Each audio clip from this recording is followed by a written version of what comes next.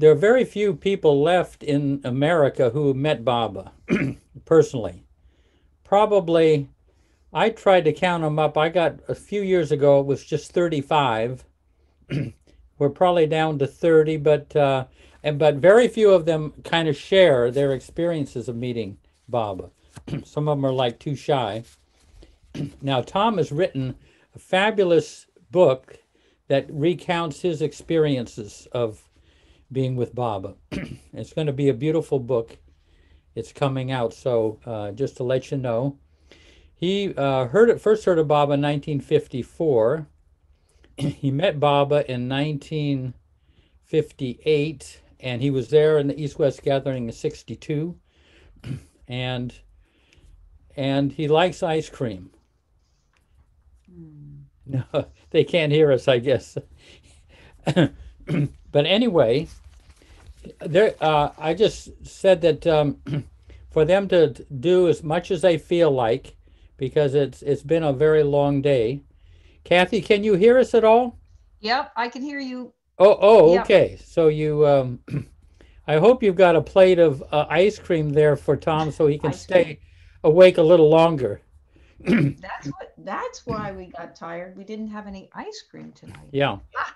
So anyway, so Tom Mhm. is going to share with us his time with Baba. Anything, Cathy, I need to, anything more to say? Uh, let's see. Anything more to say? So we're trying to think of, a story from 58 that Will Tom not bore will people. not bore people, Tom said. Well, I mean, your meeting with Baba could never be boring to us. So, yeah. So go right ahead. With what? Do you want to tell the Tell your meeting with Baba there in what the Lagoon Cabin is where you first met Baba. yes, let's try that. The Lagoon Cabin. That's a wonderful place Or to a little start. bit of background. Yeah. You don't have to give much background, but as much as you feel like. Yeah. Yes, my first uh, personal meeting with him Mhm. occurred on the very first day of the gathering at the center with Baba's physical presence in 1958. Mm. And Baba had joined us on the very first day as he stood on the steps of the entrance into the lagoon cabin. All of us before him. There were about 100 and Well, how you many? said there were about 225 people Oh yeah, total. yeah. And out of those, 19 of us had as yet not physically met him. So Baba stood before the cabin to greet us and welcome us, and said that throughout the rest of that morning, those who had as yet not met him would come into the In the lagoon afternoon, in the full, in yeah, the the next afternoon afternoon. and get to know him personally. So my former wife and I were two of those people. We were, of course, there the next day, and our turn came to be invited in. We were brought in by one of the elders from the New York group, um, and John Bass, was it? John introduced John John Bass. Bass Mm-hmm. Yeah. Mm-hmm. and introduced to Baba.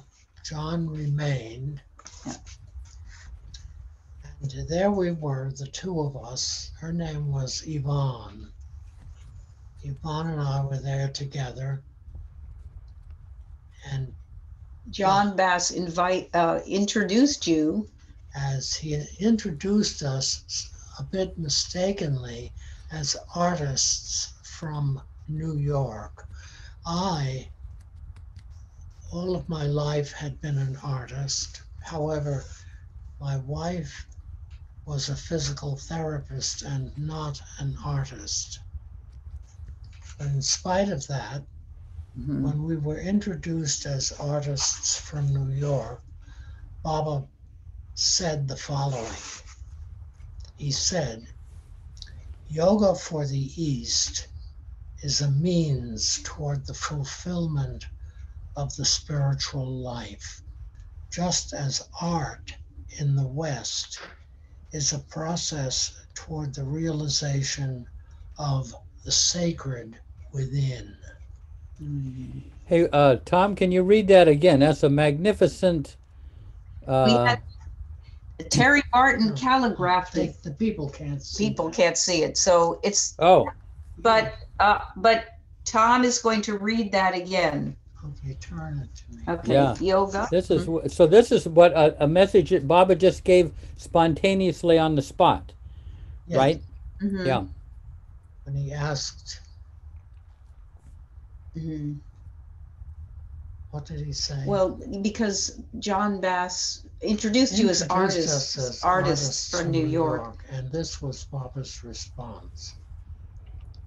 Yoga for the East is a means toward the fulfillment of the spiritual life, just as art in the West is a process toward the realization of the sacred within. Mhm. That is. Mm. Hmm. And then what? Then, of course,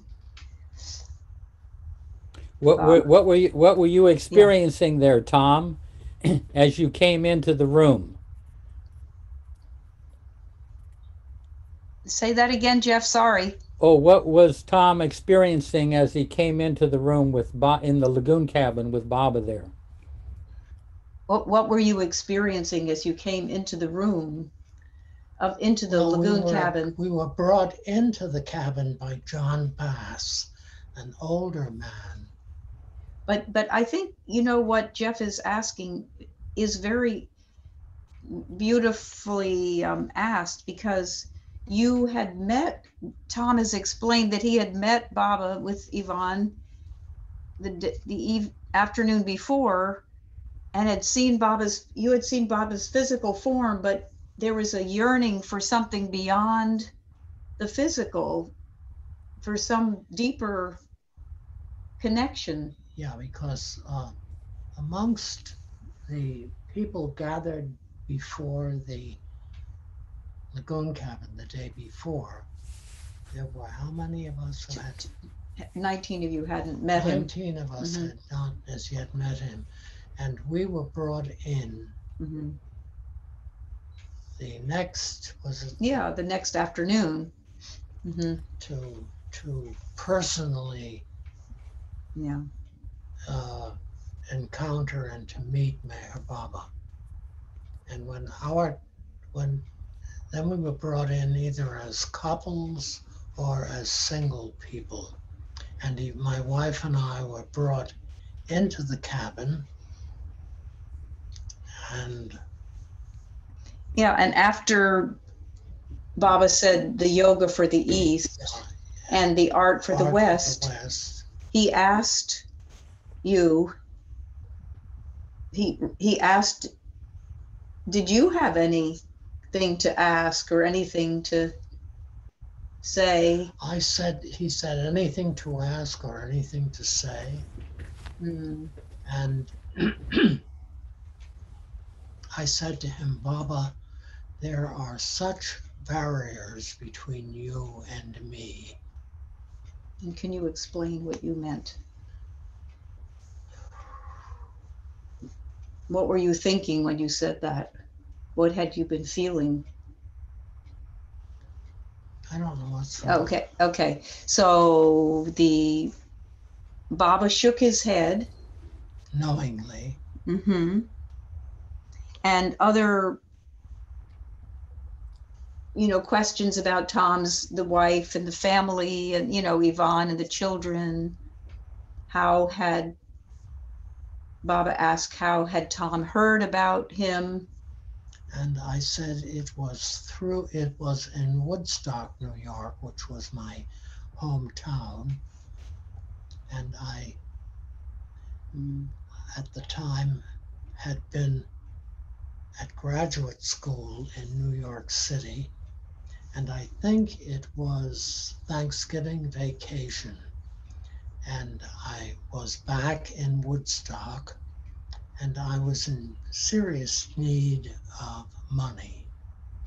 So my sister had put an ad in the Woodstock paper that I was available for handyman work.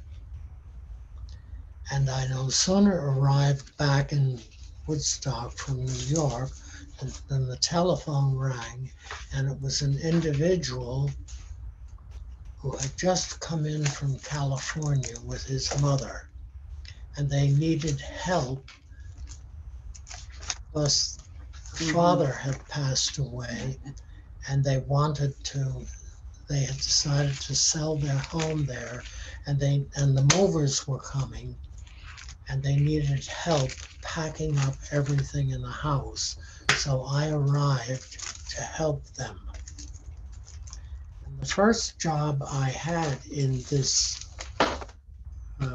process of packing was putting all the books in a large library room in boxes. That was the first thing I had to do for the movers. So I began, the movers had left many, many boxes for books. I began, with the help of a stepladder, to take the books off the shelves in this large library room. And as I took one stack of books, this is not that book, but it was a magazine.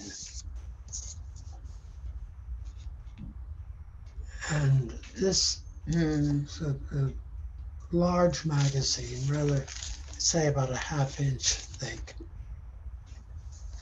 And it was about Meher Baba. Now, Tom, I'm thinking that because we're going back to the lagoon cabin after. So Tom had seen this photo, and that was his first contact. But Tom, would you share in the lagoon cabin what happened? That Baba asked about Tom's Baba contact, this man who told him about who this amazing face was. Had been a Hungarian violinist. And okay, I'm just feeling like it would be wonderful to Just take your time. get to the story of No, you can take your time, though. What's that? You can take your time. Okay. Yeah. So this Hungarian violinist. Yes, he began to tell me all about Baba. And it so happened I was taking 2 courses in Indian philosophy as an elective class at graduate school. And I was always quite interested in Indian philosophy, because when I was 15, on my birthday, my older brother gave me as a gift 6 small volumes, The 6 Systems of Indian Philosophy by Yogi Ramacharaka. And I was naturally and karmically interested in Indian philosophy. And I was later told by a rather important psychic that I had been an Indian in my previous life. Well, Adi and Meherji said yes. Yes, and they both. Adi said, yes, you were definitely a Hindu in your last life, Tom. Because they were both very special. They were very good friends of mine. And one day, Arti and I were walking together on the center during one of his trips to America, and we were talking away, and that's what he said on one occasion. Tom, I must tell you that you were definitely a Hindu in your last life. So then I surprised myself because I began speaking to him in Hindi, and I wondered where I gained that capacity. But he said, your Hindu language is very, very well put together, Tom. I have never heard this before tonight. Oh. So Lagoon Cabin. So then Baba, after finding out that Tom had heard about him through this Hungarian violinist, then more stories, Yeah, more how questions. did you hear about me? But then He said at one point, and I said, through an individual yeah, in my town named Raul Vidas. And Baba said, oh, and put his hand on his heart. He had remembered Raul. Raul had met him in Hollywood where he was writing movie music. And he had met Baba in 1932 and then again in 1934 in Hollywood. And this was 1954 when Tom saw Baba's photo at Raoul's home. 54. Yeah. Yeah. And I read in the magazine that I had discovered on the top of the stack of books I had just taken off the shelf. And I read what Baba had to say, and everything resonated so positively with me and I was impressed by the physical image of his face on the map of the on the cover of the magazine. And it reminds me now that Baba had at one time said that in each incarnation he always looks very much the same. So that we can recognize him. Yeah. So just in his recent incarnation, I remember early on when I saw some of the younger photographs of Baba, I said, oh, he looks so much like Jesus when he was in his 20s. So as Tom and Yvonne were leaving the Lagoon Cabin, you thought to yourself, because Baba had said, Baba said, don't worry, one commandment I give you. Don't worry, I will help you. And as I was leaving the room, I thought to myself, as I'm approaching the door, I thought, how could he possibly help? And immediately Nariman, who was interpreting Baba's gestures, was standing near me and close to Baba. And Baba made these gestures which he had just repeated to me, I will help you. And I thought, how could he possibly help? And he gestured again, and Nariman spoke is what he had just gestured, saying, what? I will help you. So Tom had just thought, how could he help? How could he possibly help? I will help you. And the very next afternoon. All of us, there were, I think, how many? 125, how many people? 225 people in 58. Yeah. At the center. We were all gathered together, communicating with each other in front of the Lagoon Cabin. And what was I going to say? You were talking to Beatrice. Yeah, I was communicating, talking with a friend who lived in Upper New York State, the daughter of Darwin Shaw, Leatrice Shaw. She and I were talking casually, and then what happened? Margaret. Okay. Margaret Krask suddenly appeared next to the lagoon cabin on the right-hand side. She had come out the side door, and all focused upon her because it was obvious that she had something important to say. So everyone put their attention upon Margaret, and when the whole group was focused upon her, she said, Meher Baba wants to see Tom Riley now. And immediately, in the middle of a sentence, I left Leatrice, walked over to Margaret, and all she said to me was, when you enter the cabin, go in through the side door, not the front door. Baba was within the cabin. And she said, don't forget, before going in, remove your shoes.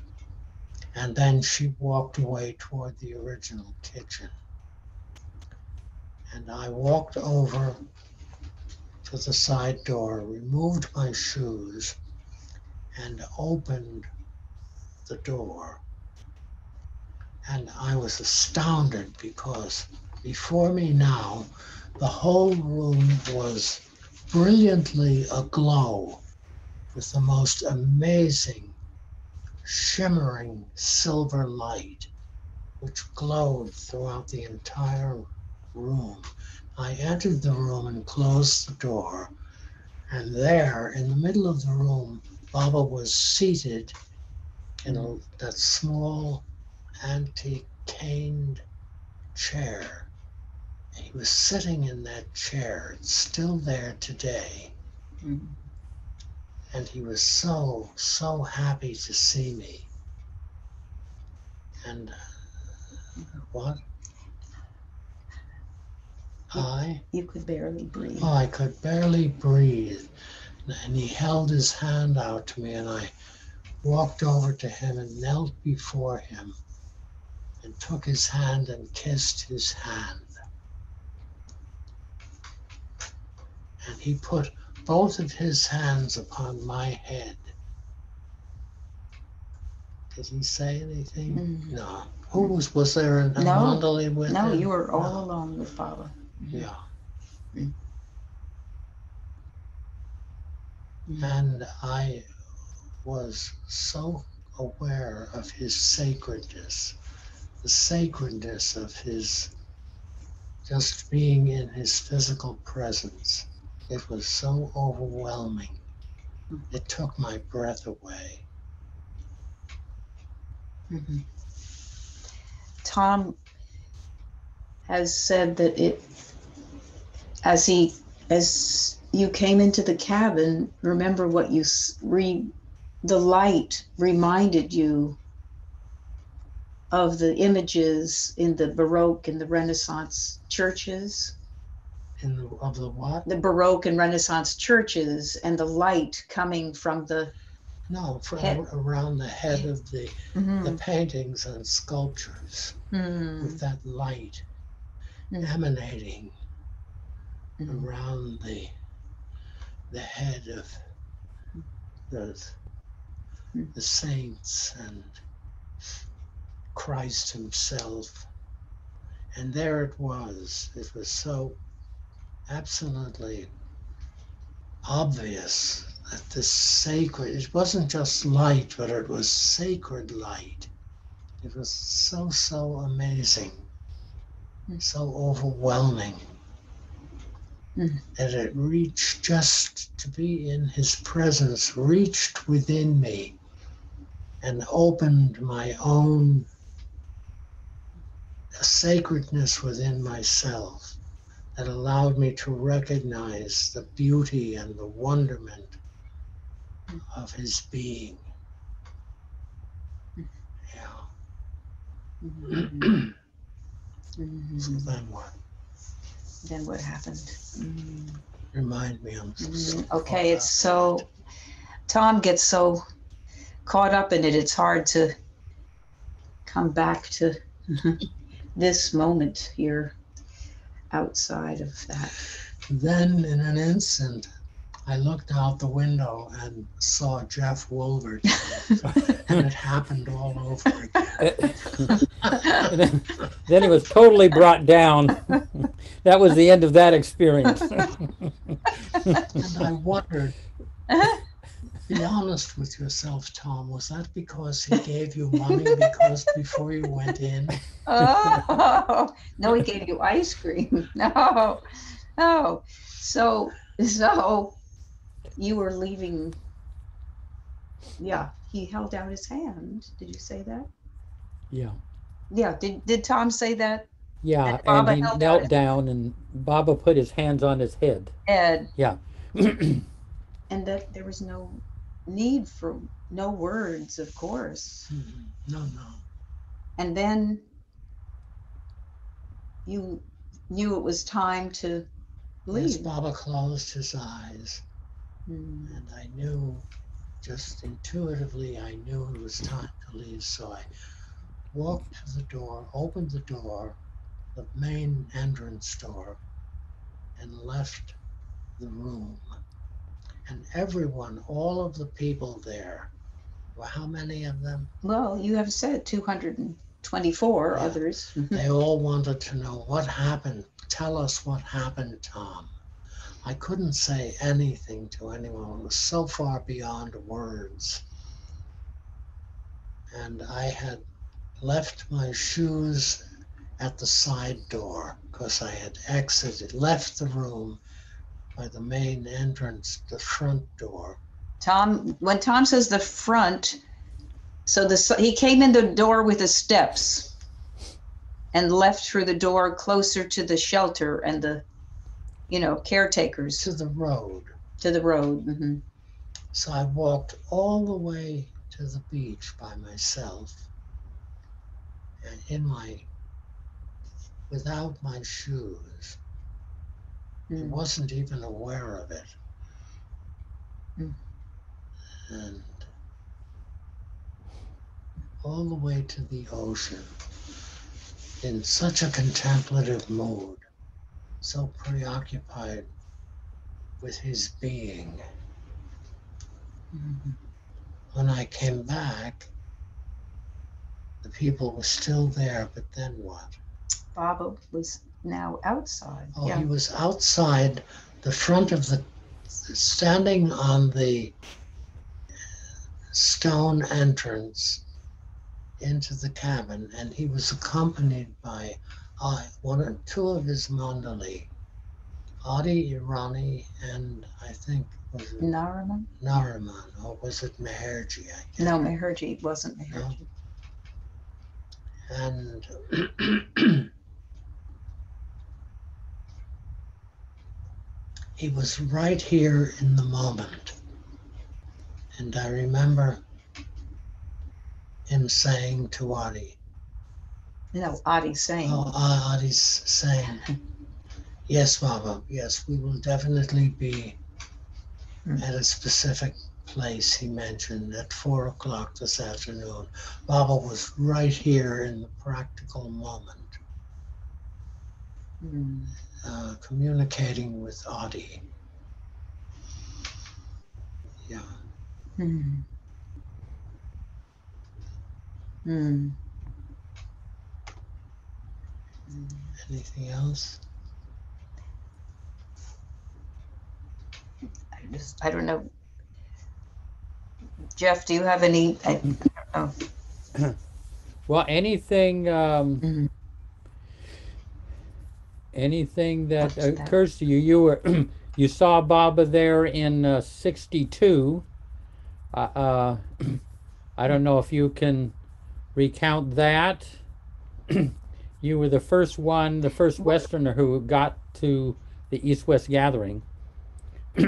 But it's only, Oh, golly. Kathy, it's only So- whatever you folks feel like sharing, and you can also do a song on the coming through. guitar if you Okay. want. Um, so shall I sing a song now, or Yeah, do a song. I can't? I always think it's so much, it's so wonderful to hear the stories, but Oh, okay. Well, it's up to you. What's more to hear? there's so many more stories. Oh my golly. Woo. So somebody's asking, what happened to your shoes? You finally got your shoes and put them back on. No, that afternoon, I happened to be near Baba again, and he was wearing my shoes.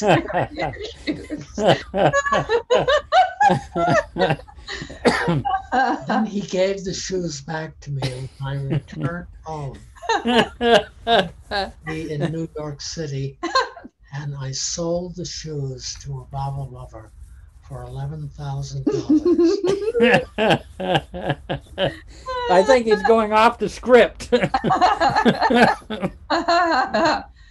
Yep. Watch out, world.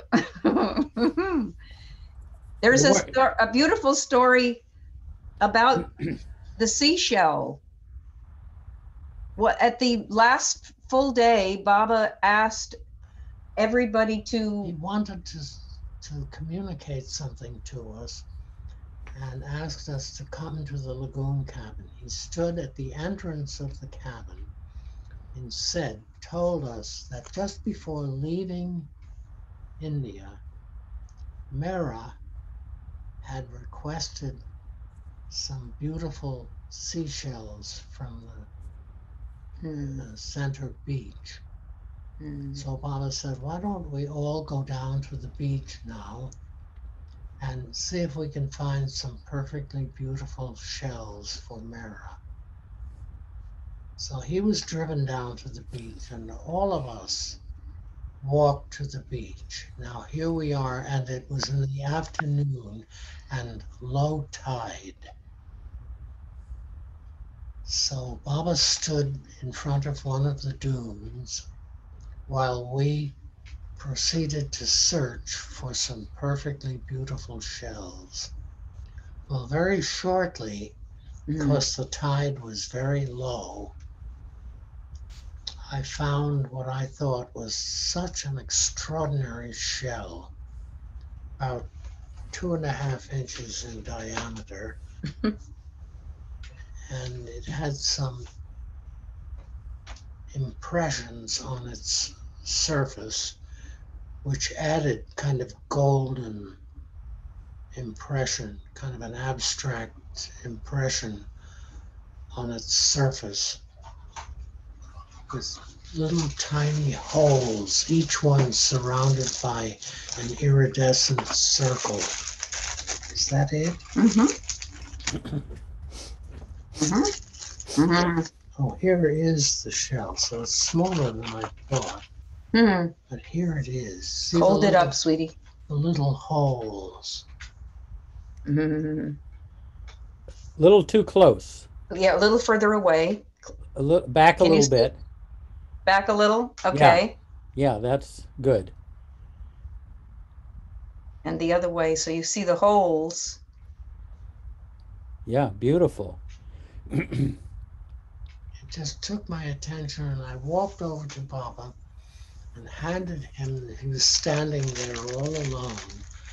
I handed him the shell. He took it in his hand, studied it, and then closed his eyes and pressed the shell against his forehead. Left it there a little while, and then took it away, studied it again, and then pressed it to his heart, and then handed the shell to me. And I took the shell, and then now other people were approaching with their shells. So I began with the shell, I began my walk back into the heart of the center. And by the time, But you had thought when he gave you back the shell, what? you at first felt disappointed. Yeah, Yes. disappointed that he hadn't given the shell, kept the shell to give to Mara.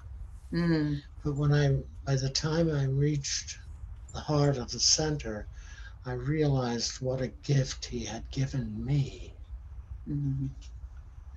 since what he had done with the shell. Mm-hmm.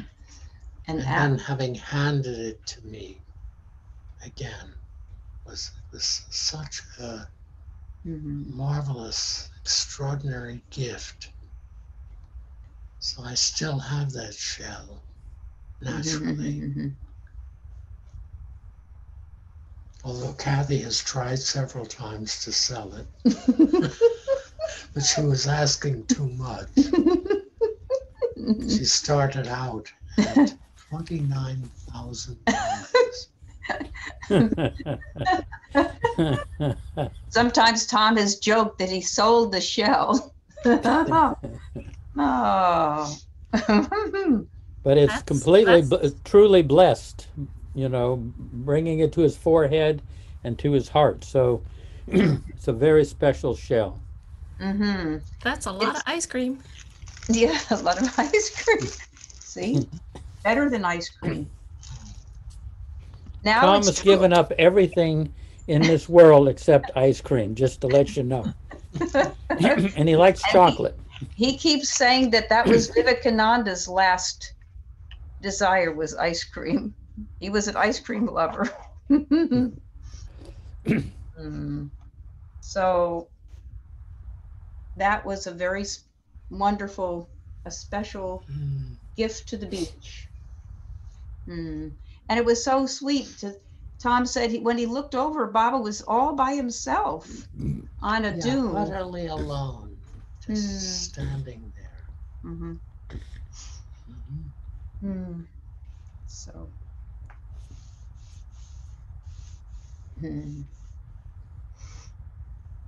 So that's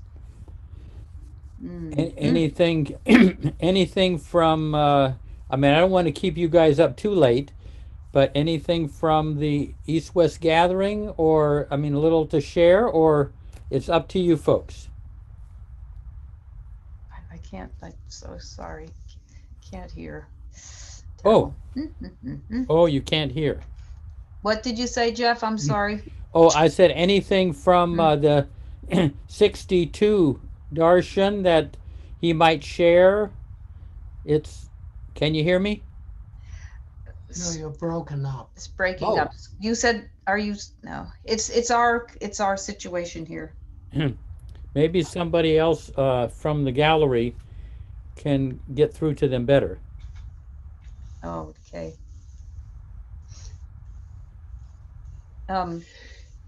Would you like another story from India, maybe? Yeah. Story from India? Yeah. Have something in mind?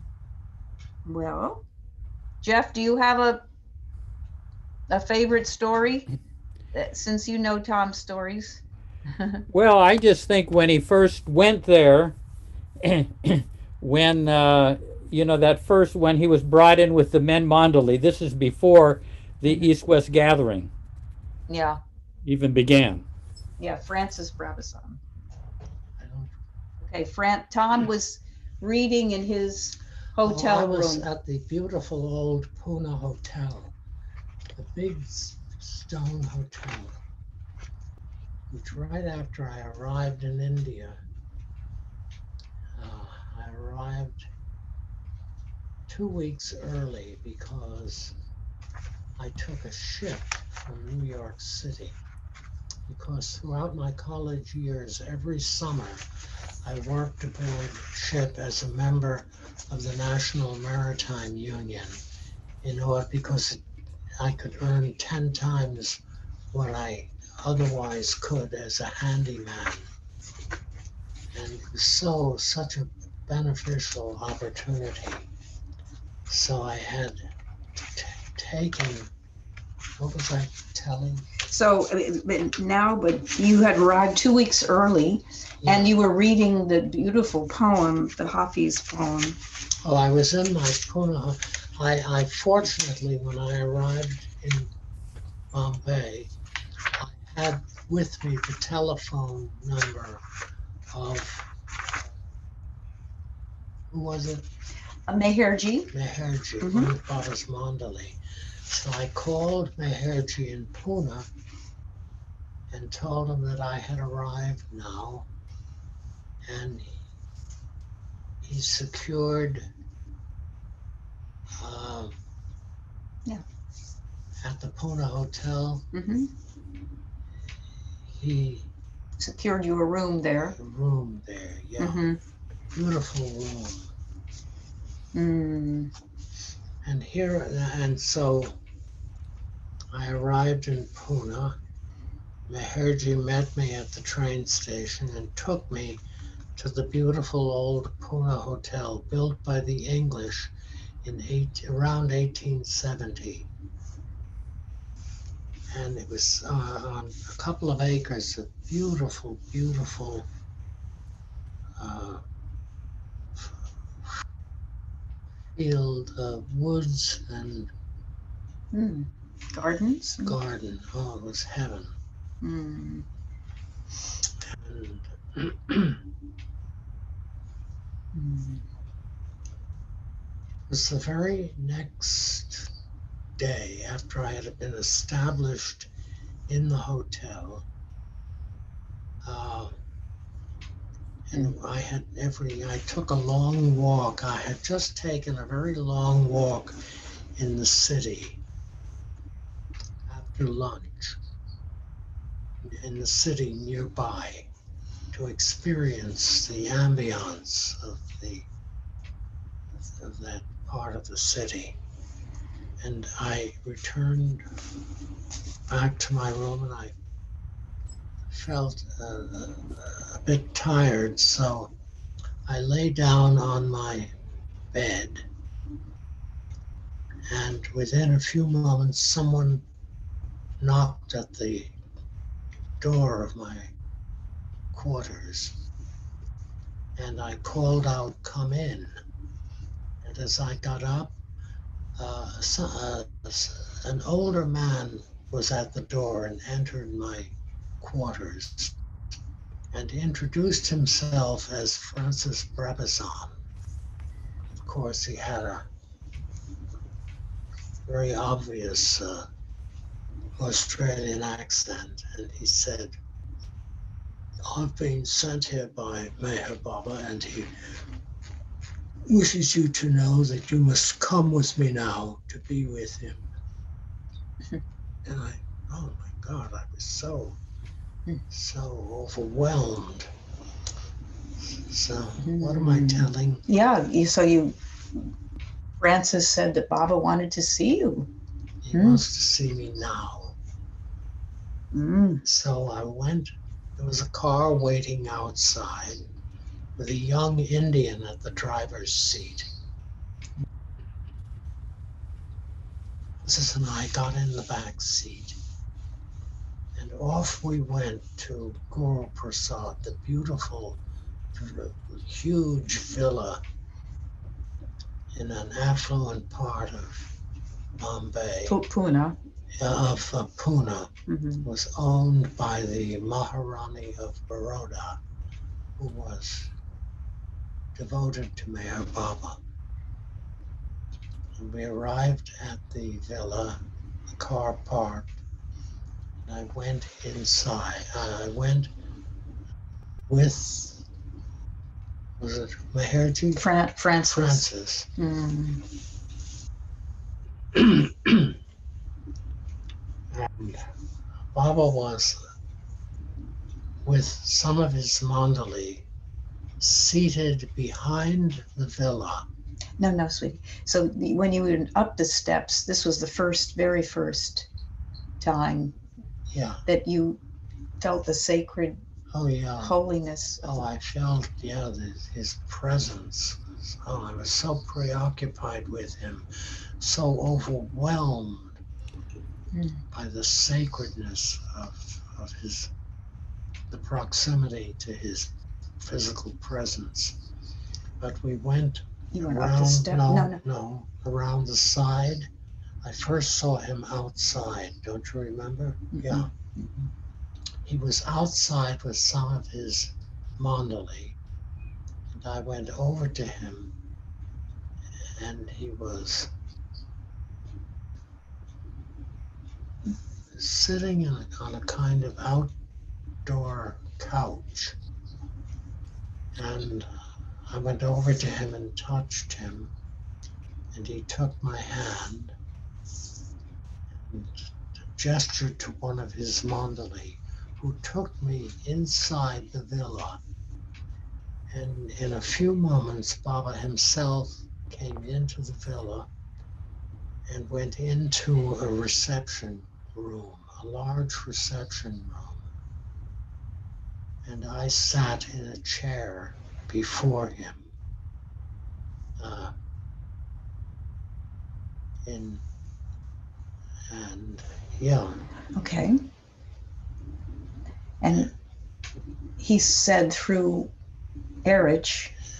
Through his mandali Erich. What did he say? You have no idea. You have no idea how blessed you are today. You have broken the ice for the East-West gathering. I didn't know really, I had no idea what that meant. I still really don't know what that means. And then what did he do? Do you recall? He asked about your family and Asked all about my life in America. Is there anything to read there? not really. I was just going to show that. Shall I get the manuscript? No, I think you're doing fine, Tom. Do you want to tell about the photo? Tom, do you want to show that? Where is that photo? Oh, yeah. So.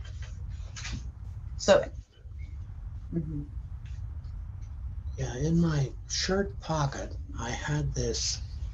This is a copy of that photo. A photo of my wife Yvonne and our two little children. Close. Can you see it? Yeah. Jeff? Yeah. Can you see it pretty well? Yeah. Back a little bit. Back. Back a little? Oh, no, I guess forward a little. Yeah, I can see it pretty well.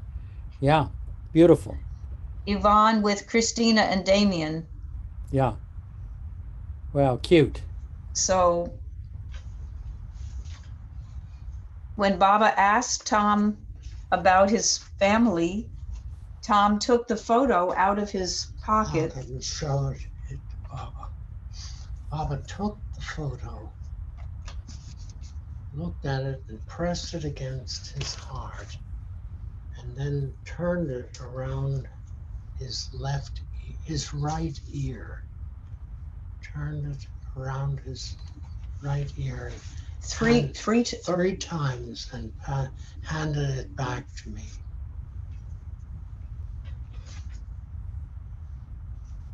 And then he asked about what if it had you read any of his. No, he asked me first, how did you discover me? Oh, yes. And I said, Baba, I discovered you in the very town where I'm living, in Woodstock, New York. And I was at college in New York City at the time.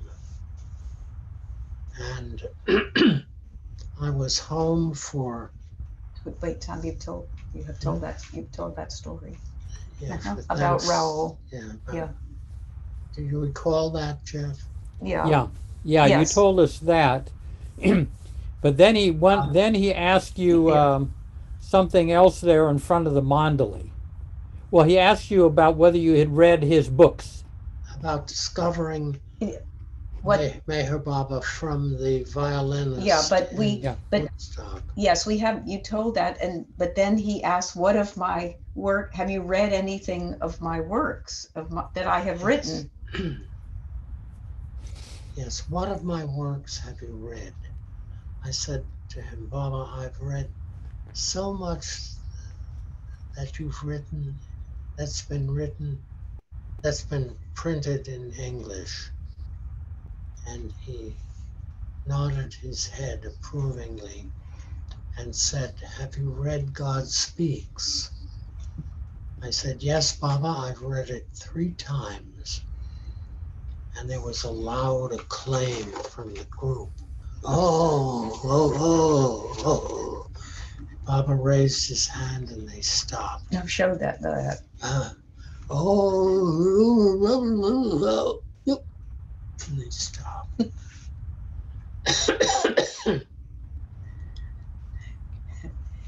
Can you, And then he said about you sum up in a nutshell? Then he said to me, could you sum up for me in a nutshell the essence of God Speaks?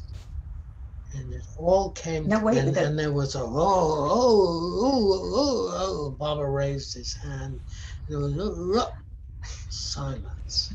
And it all came together so wonderfully in my mind. I heard myself say, the whole of creation exists so that the soul can find its way back to you. The whole of creation exists so that the soul can find its way back to you. And he was very, very happy to hear that.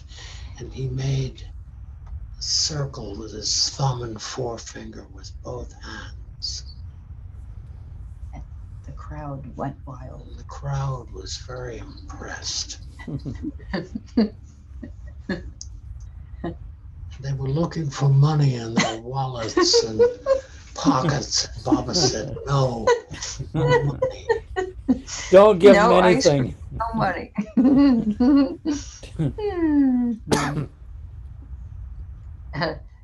So. So then there was a question about what was the next question that Baba asked him about? The next thing was, the whole thing about the question that came from the back of the room. Yeah, that one. Yeah. See if he can recount that. Okay, so all at once, a loud voice came from... Loud voice, everyone. That ended, and within moments, I heard someone in his group say, loudly, ask him if he smokes, Baba. And Baba had a confused look on his face. Like, what's going on? I don't quite know what he's talking about. But I'll ask you anyway. Do you smoke? Now, I lived in Woodstock in one of the old art communities outside of town, filled with painters, sculptors, writers, composers, and just about everyone there grew their own marijuana and made their own hashish. And my wife and I were 2 of those people who did the same thing. And I, shortly before leaving Woodstock to go to India, had been invited. I had some important work I had to do in New York City. So I was going into New York, and I got a phone call the previous night from an older Baba woman named Adele Wolkin. She was head nurse at St. Vincent's Hospital in New York City. Very, very devoted to Meher Baba. And Adele called me and said, when I was still in Woodstock before going to New York, she said, Tom, I understand, I've heard that you're coming to New York to hopefully find a ship that will take you to India. Do you have time? I'd love it if you could come and have lunch with me at my apartment. And I said, I would love to be with you, Adele. So I arranged it so that I could have lunch with her at a specific time. But I had many things to do in New York. And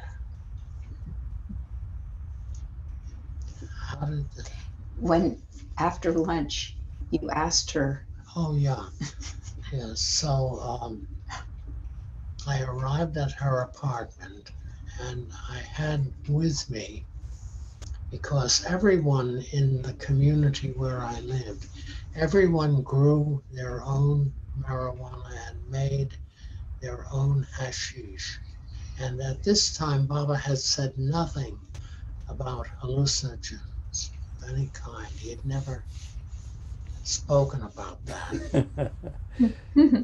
And so I had this hashish with me, and I went to Adele's, and before lunch, we had about a half hour or 45 minutes before lunch, and I decided I would make a hashish cigarette. So I did that and began to smoke. no, you invited. I invited her. I said, would you like to join me and have smoke a little hashish? And she was very casual, it seemed, and relaxed. And she said, oh, I don't think so, Tom. I have so many things that I have to focus on this afternoon. I don't think so. I said, so I just, it vanished. I didn't imagine any conflict. But as soon as I had lunch and had left, she immediately telephoned her close friend, Dr. Goher, who was one of Baba's Mandalay in India, and told her exactly what had happened. So by the time I got to India, the entire group with Baba, of course, realized that a hash head had arrived.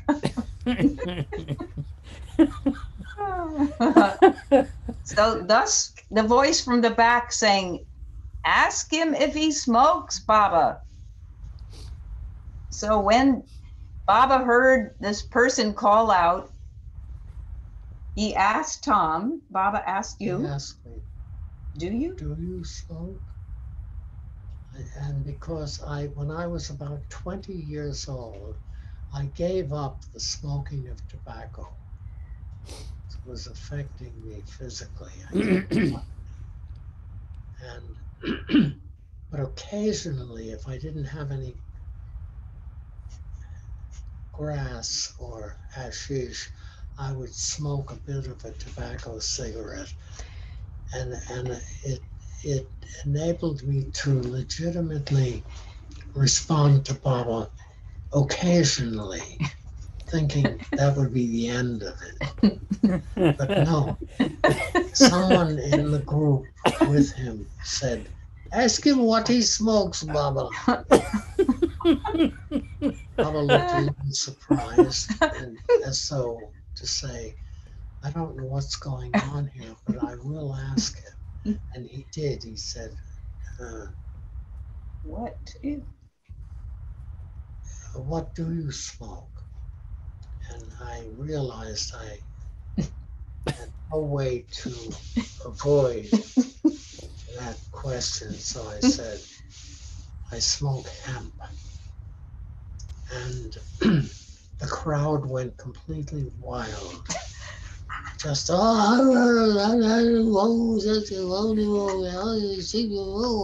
Baba simply raised his hand and instantly, do it. and there was silence. utter silence. And he looked at me in a very friendly, a very loving way and said, "It's best if you don't smoke anymore. Smoking is very bad for you." Mm. And from that moment, I never touched or had anything to do with any form of hallucinogen again, ever. Mm. So, And then Baba began talking about self. effacement. Yes, that's beautiful. That story is beautiful. Remind me.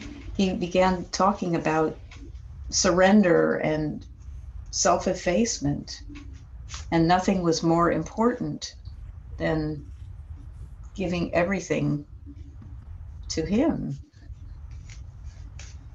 And he was, as Baba spoke, that was so.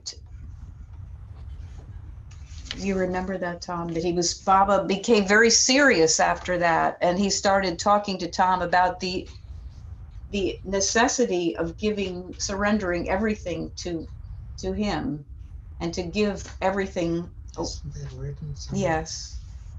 Do you want to read it? What chapter? Well, you remember it? Is the date? No, it's so as Baba talked about surrendering everything and giving everything to him, it became so, the power of what Baba was saying was so overwhelming that you heard yourself cry out. Oh God. Mm. You know, there's something important that's missing. Oh, I don't know what that could be. Mm. It's here, but where? I don't know.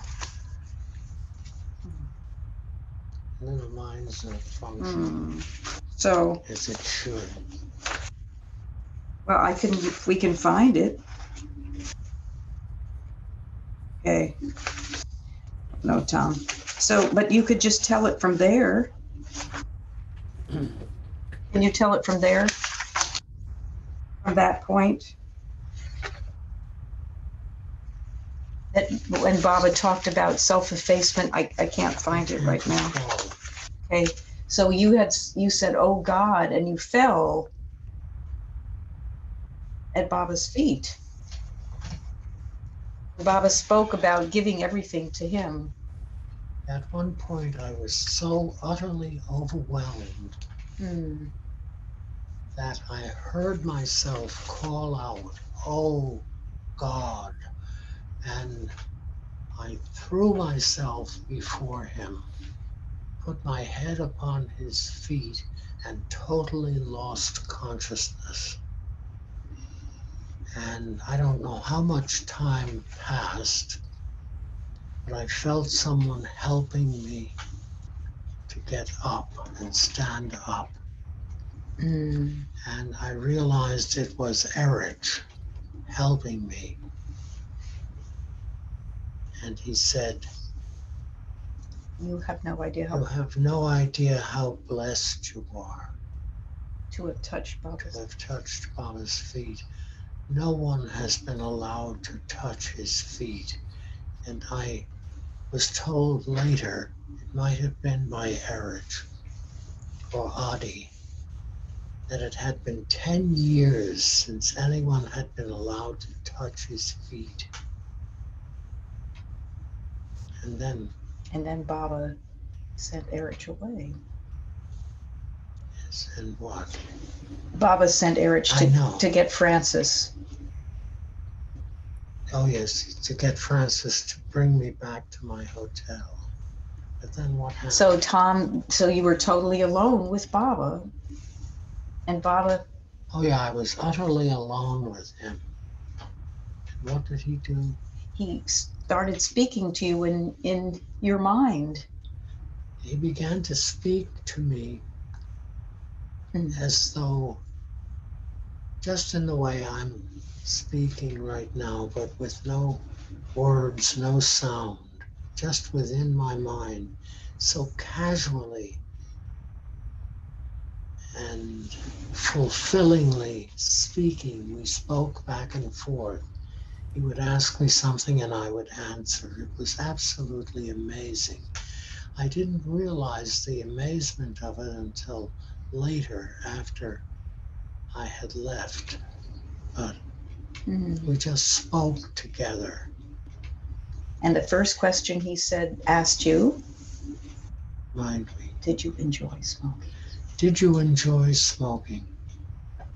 And I remember I said to him, yes, Baba, I did, because it brought me closer to your reality, your being. He shook his head with a little bit of a puzzled look. Like, isn't that strange? Isn't that amazing? I mean, he didn't at any moment reproach me in a hostile way. Not at all. What's wrong with you? What's wrong? Don't you ever do? No, it wasn't like that at all. But since that very day, I never ever again took any form of hallucinogen, ever. And since when Tom returned home, one of the letters came from Arti that Baba said, have nothing whatsoever to do with anyone who takes drugs. Stay away from anyone who takes.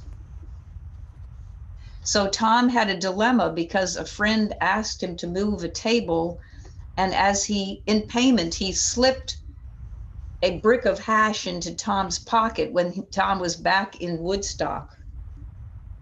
So this friend... Oh, there was a colony on a hillside a wooded hillside. There was a colony of Timothy Leary people.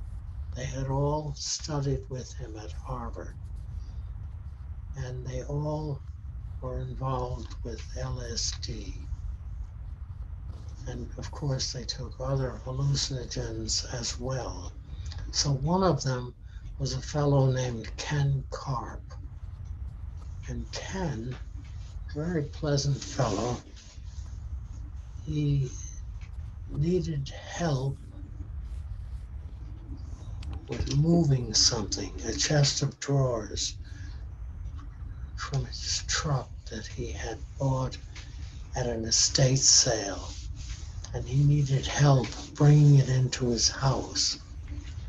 So he came, he saw me. I was working outside my house, clearing brush, and he asked if I would assist him in bringing the chest into his home.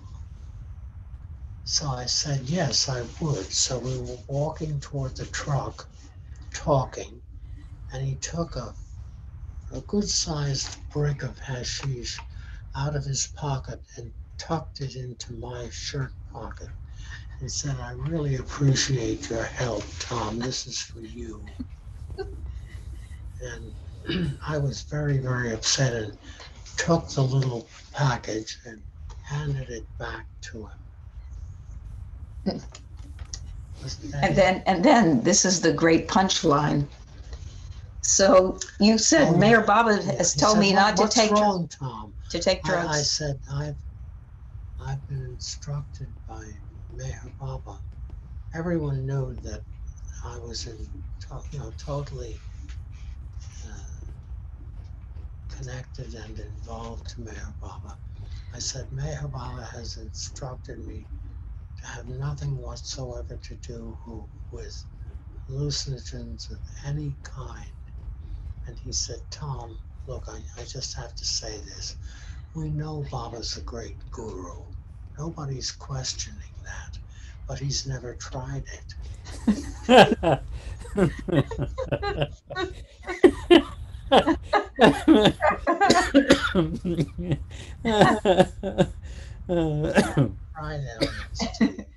So I think that's a good place to stop.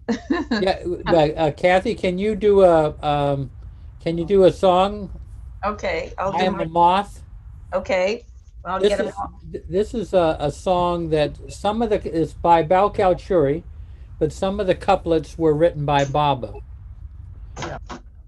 I am a moth, madly attracted to the light of your silence.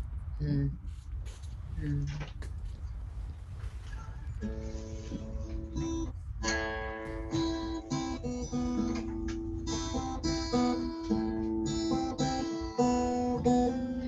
I am a moth, madly attracted to the light of your silence. I am a moth, madly attracted to the light of your silence. But you've hidden it. I cannot burn myself and die. But you've hidden it. I cannot burn myself and die. What a light there is in your apparent silence. All words are nothing but shadows before it. What a light there is in your apparent silence. All words are nothing but shadows before it. I am a moth, madly attracted to the light of your silence. I am a moth, madly attracted to the light of your silence. But you've hidden it. I cannot burn myself and die. But you've hidden it. I cannot burn myself and die. Oh, Saki, why is your wine shop closed when I'm dying of thirst? Do you think I can't pay the price of even a drop? I have collapsed at your doorstep from a thirst that's consumed me. It is too great to be quenched even by the ocean of my tears. I am a moth, madly attracted to the light of your silence. I am a moth, madly attracted to the light of your silence. Oh, you've hidden it. I cannot burn myself and die. But you've hidden it. I cannot burn myself and die. Oh, seeker, my ash from the fire of his love weeps for union, but he is stone-hearted. He won't shed his gray. Oh, Mayhair, I am disgusted with this life. In your love, my every breath sighs with pain. I am a moth, madly attracted to the light of your silence. I am a moth, madly attracted to the light of your silence. But you've hidden it. I cannot burn myself and die. But you've hidden it. I cannot burn myself and die. But you've hidden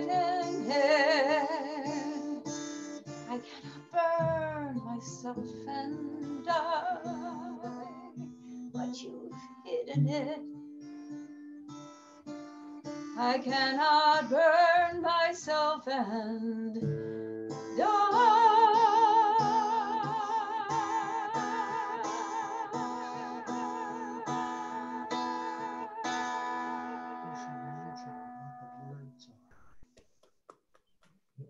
Beautiful. Beautiful. The words are by Baba and Bauji. Oh, it's Not Hafiz? Hafiz. Oh. This is from Meher Sarod, and the chorus, I am a moth madly attracted to the light of your silence, but you've hidden it. I cannot burn myself and thus die. Those are Baba's words, italicized in the book. And I was very moved by the Bao's, of course, Bao's words and Baba's fabulous. The words were very inspiring. So thank you for Hey, bring bring Tom back. We want to thank him for Oh yeah. Okay. staying up way past his bedtime. That's right. Come on With- back into with the no ice cream or anything. no ice cream. I want you Nothing. to promise me something, Jeff. Yeah, Please don't send any money. yeah, I won't. But Haagen-Dazs, he likes Haagen-Dazs, so just Okay. remember that. Come anytime with the ice cream. Yeah. Thank you, you. Tom. Thank Thank you you for staying up so late Yeah. and being with us. Thank you. Thank you, Baba. Yeah, thank you. Thanks. Okay. Arrivederci. Yeah. Okay. You can sleep in tomorrow, Tom, till 11 o'clock. You can sleep in tomorrow. Okay.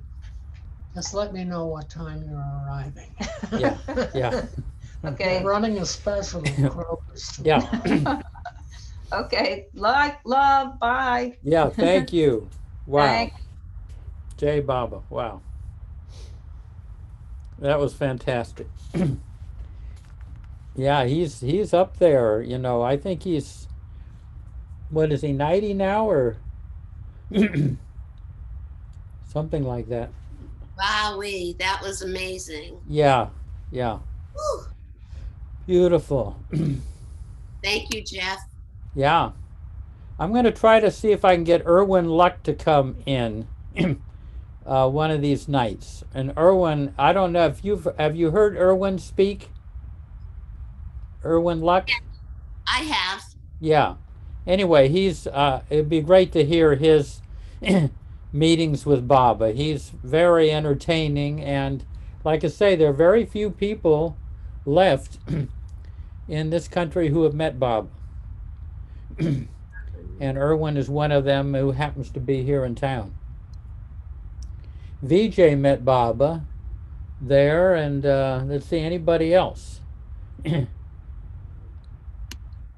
I don't know if Iraj met Baba. I mean, his father was one of the Prem Ashram boys.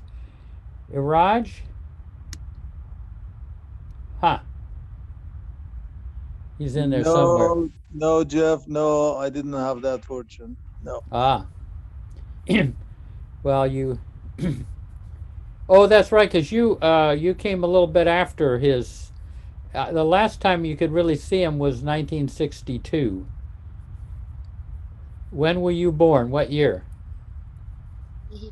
56, but yeah, it was 6 of us in the family, so my dad couldn't take Yeah. all of us or just take one of us. So, but there are still 3 people left in Iran who had Baba's darshan. One of them was 2.5 years old, and well, Dr. Jahangir Mehrabanpur, and then his wife, which is my oldest sister, they were married. So yeah, they could go and have Baba's darshan.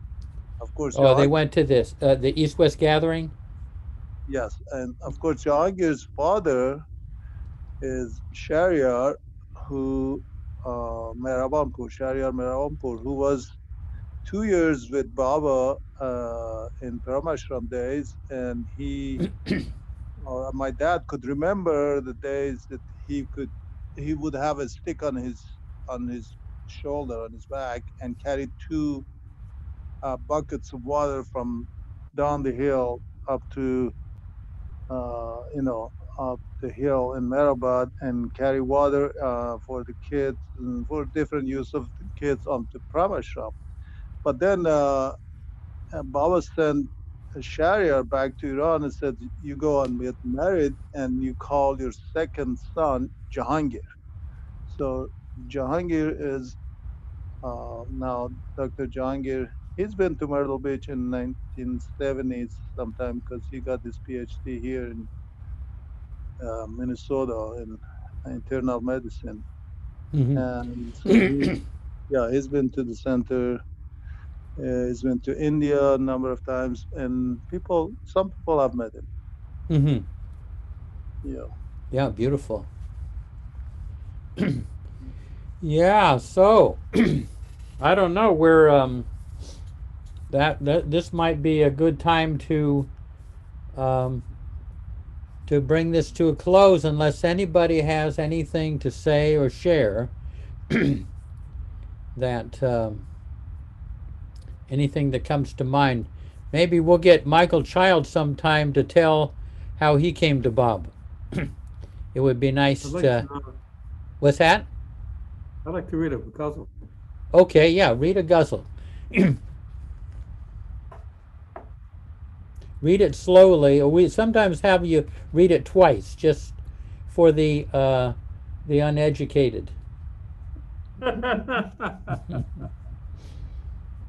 In 2009, I was internally driven to visit Bao and with Mayor Rana. And I said, I want to read my guzzles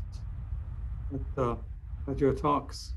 And he said, I think about it. And then maybe the next day he says to me, go ahead.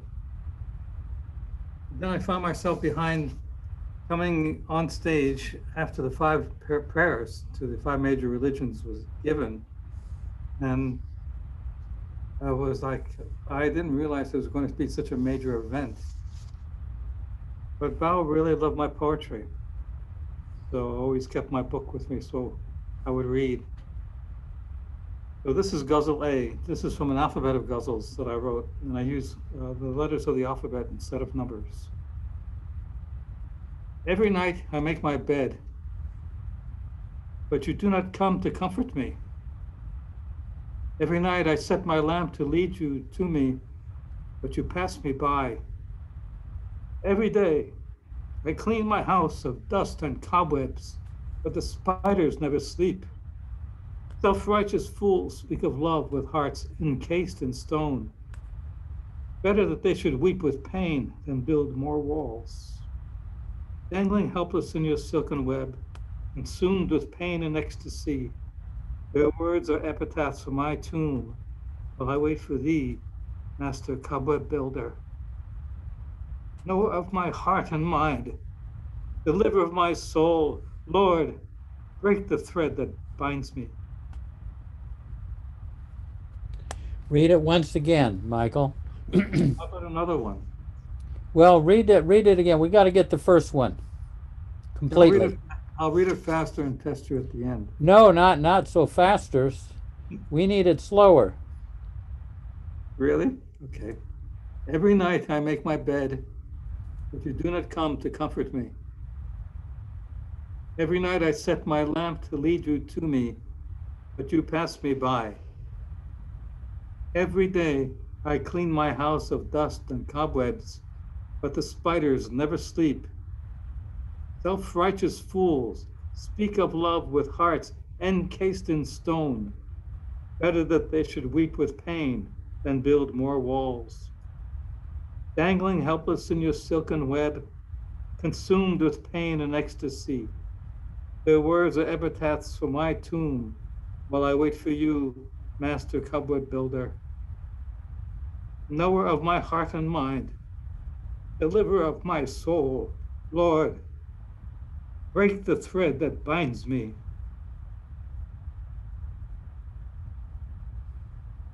Beautiful. Guzzle B. I'm looking for the perfect gift, something that would suit your face, but nothing, something to complement the twinkle of your eyes, a whiff of fragrance wafting to tantalize your nose, a pas de deux to catch your eye, a simile to snare a smile.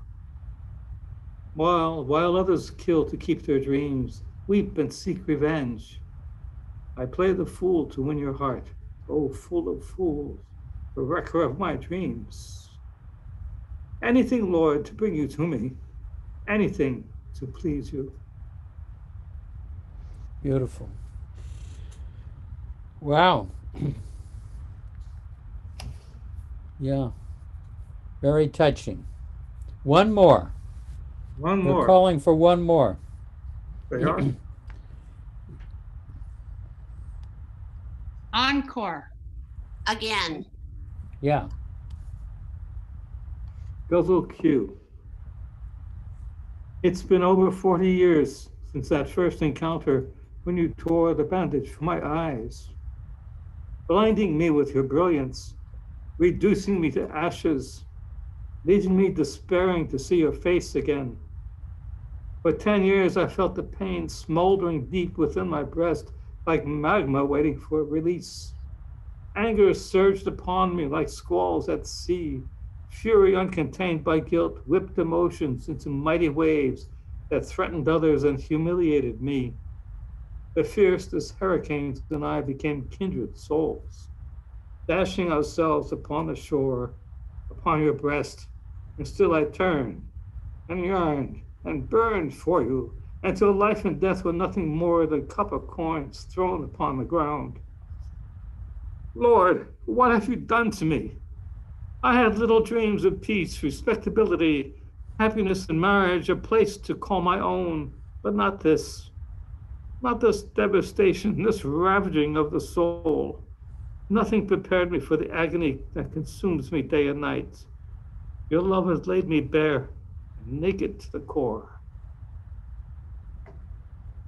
Mm. Yeah, beautiful. Thank you. Yeah.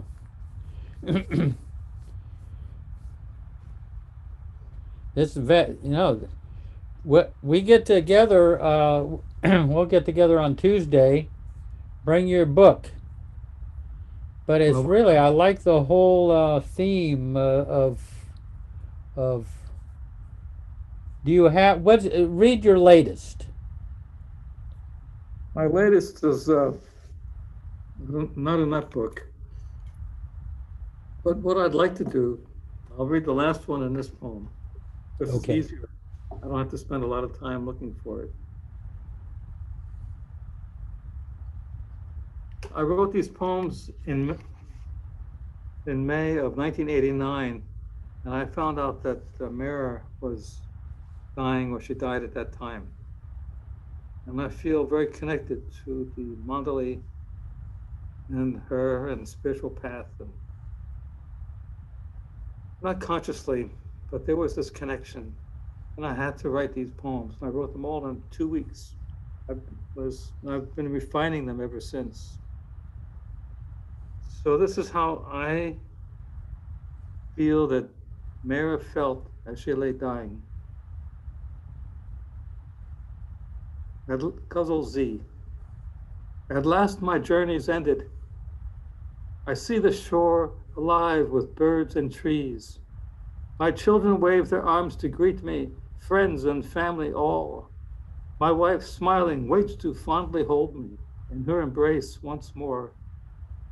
The air, the clouds, the very earth vibrates in its joy. I greet a weary mariner after a lengthy sail. But I am heartsick and in pain. My quest has been a failure. I searched and searched for you, O Lord, and all I found was me. I saw you in the distance upon another shore, in the depths, in the stars, burning as the sun.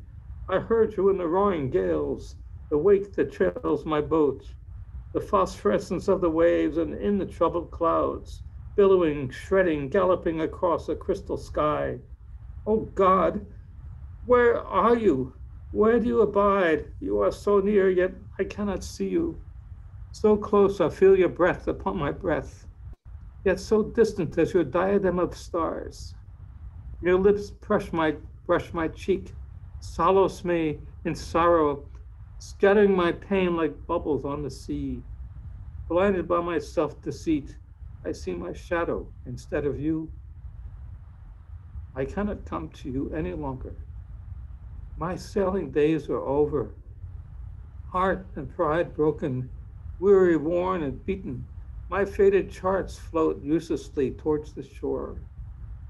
But I beg of you, give me one last drop of the wine you promised me in the days before time's counting.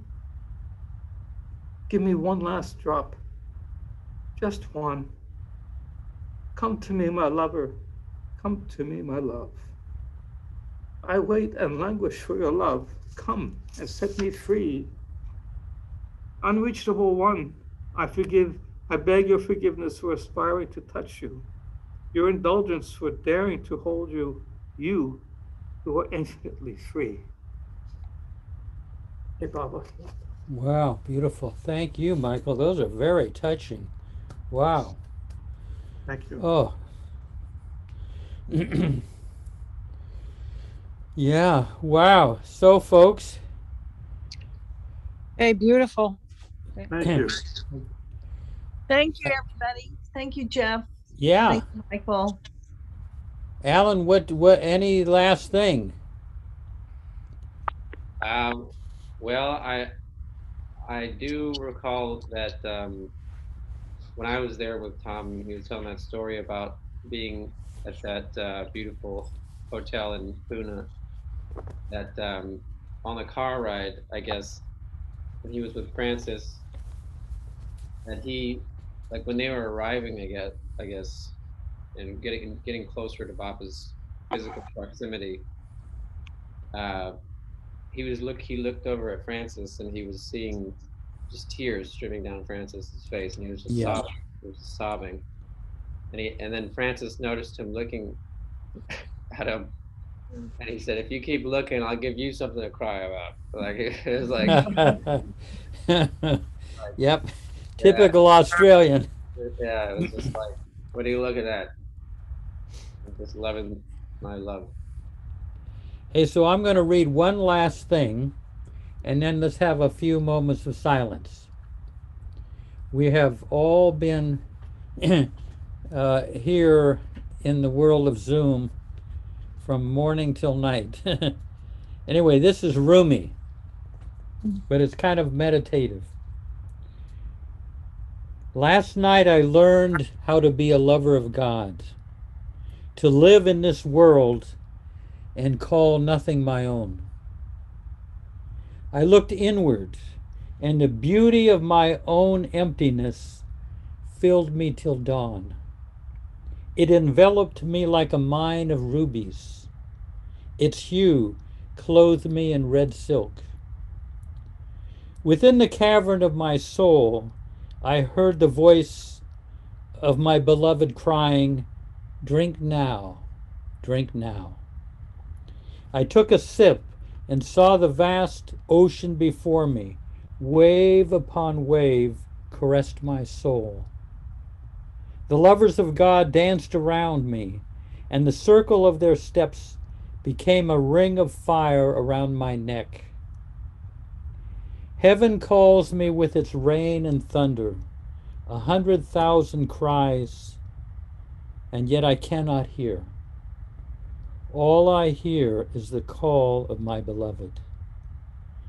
Heaven calls me with its rain and thunder, 100,000 cries, yet I cannot hear. All I hear is the call of my beloved.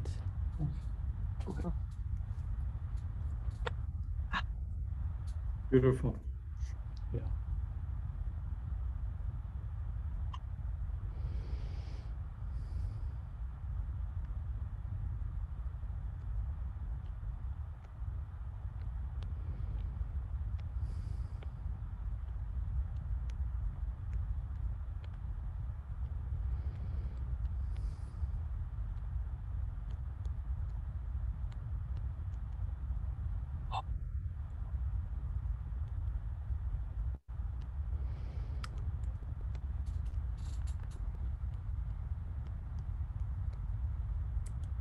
Jai Baba. Baba. Thank you for coming out. Elizabeth's been here all day, and my God, and Diane and Terry have put in the marathon, and Jasima and Shalaja. My God. Me too. Yeah, boy, this is a it's been a long day. Dinku, you doing okay? Yes, Jeff, thank you. Did you hear all that okay? I came in a little bit late, but I heard most of what Tom had to say, and it was absolutely marvelous. Thank you so much. Yeah, sure. Yeah, Janet is there. Steve Jacobs. I haven't seen Steve in ages. And Mirnaz, Nasreen. Yes. Yep, good. Yes, I'm here. Yeah, and look at yeah, Jai Baba. Hey, now, what's that's that Cameron there? Yep, Cameron's here. Hey, That's good to see him. And then that's Uh-oh, he's hiding from the. Oh, there he hides again. Anyway, and Paula, you're there. Yeah, Jai Baba. Yeah. There's no lion. okay, nice. You guys look like you're having fun on that table. Yeah. Anyway, see all of you, and I'm hoping to get, like I say, I'm hoping to get Erwin Luck to share some of his great tales with Baba, his times. Beautiful. Okay. Thank you, Good Jeff. night. Good Yep, night. Jai Baba. Trails. Night. Jai Baba. Yeah, Another Marge. day Thank you, tomorrow, Jeff. probably. Yeah. Bye, Jai Baba. Yeah, Jai Jai Baba. Baba, everybody, Jai Thank Baba. you, Jai Baba. Jai Baba, everyone.